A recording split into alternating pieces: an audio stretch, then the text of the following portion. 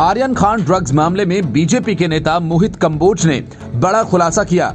अगर मोहित कंबोज के दावे सही हुए तो फिर इस मामले के तार नवाब मलिक ही नहीं बल्कि अनिल देशमुख से होते हुए पूरी एनसीपी से जुड़ जाएंगे और अब तक जो आरोप नवाब मलिक बीजेपी पर लगा रहे हैं उसका पर्दाफाश हो जाएगा कि असली खिलाड़ी एनसीपी का नेता है। मतलब ये कि देवेंद्र फडणवीस ने दिवाली के बाद जो बम फोड़ने की बात कही थी, अब वो बम फूटने लगे हैं। मोहित कंबोज ने कहा कि इस पूरे मामले का मास्टरमाइंड सुनील पाटिल है जो एनसीपी से जुड़ा है। इतना ही नहीं, कंबोज ने यह भी कहा कि महाराष्ट्र सरकार में एक मंत्री इस पूरे सिंडिकेट को चला रहा है। आर्यन खान मामले को लेकर एनसीबी और समीर वानखेड़े पर लगातार निशाना साध रहे नवाब मलिक पर ये एक बड़ा पलटवार है। नवाब मलिक ने इस मामले में मोहित कंबोज पर भी आरोप लगाए थे। मोहित कंबोज ने कहा कि देश में 2 अक्टूबर के बाद एक विवादित मामला आर्यन खान ड्रग्स केस चर्चा में है। इस मामले में नवाब मलिक ने 6 अक्टूबर को एक प्रेस कॉन्फ्रेंस कर भाजपा पर आरोप लगाया कि वह इसमें शामिल है, लेकिन मैं इस मामले में सच सामने ला रहा हूं। मोहित कंबोज ने किरण गोसावी की आर्यन खान के साथ फोटो दिखाई।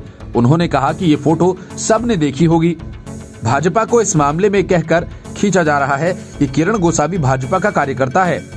कंबोज ने कहा कि इस मामले में सुनील पाटिल मास्टरमाइंड है, वह धुले का रहने वाला है और एनसीपी से 20 सालों से जुड़ा है।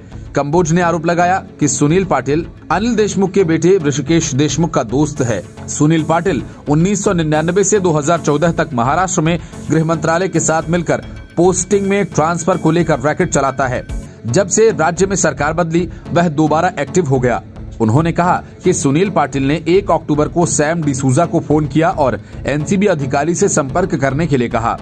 2 अक्टूबर को सैम डिसूजा को बताया कि किरण गोसावी एनसीबी से बात करेगा। कंबोज ने पूछा कि एनसीपी नेता को इस ड्रग्स पार्टी के बारे में कैसे पता चला। कंबोज ने सुनील पाटिल की एक कथित ऑडियो क्लिप सुनाई।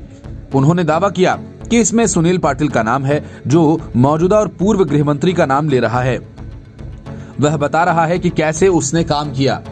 सुनील पाटिल सिंडिकेट चला रहा है। उन्होंने कहा कि इस मामले में भाजपा और किसी बीजेपी नेता का कोई संबंध नहीं है। ये पूरी साजिश भाजपा को बदनाम करने के लिए रची गई। एनसीपी को सुनील पाटिल से अपने संबंधों के बारे में बताना चाहिए। सुनील पाटिल एक बड़े होटल में रुका था, वहां कौन से एनसीपी नेता थे जो उससे मिलने गए थे? नवाब मलिक को जवाब देना चाहिए। जनवरी में एनसीबी ने ड्रग्स पेडलर चिंकू पठान को गिरफ्तार किया था। वह दाऊद का आदमी है। उसके पास से हथियार और पैसा भी बरामद हुआ था। Chinku Pathan state guest house में रुका था। यहाँ उनसे मिलने पूर्व गृह मंत्री अनिल देशमुख मिलने गए थे। वहां एक मंत्री का दामाद भी मौजूद था।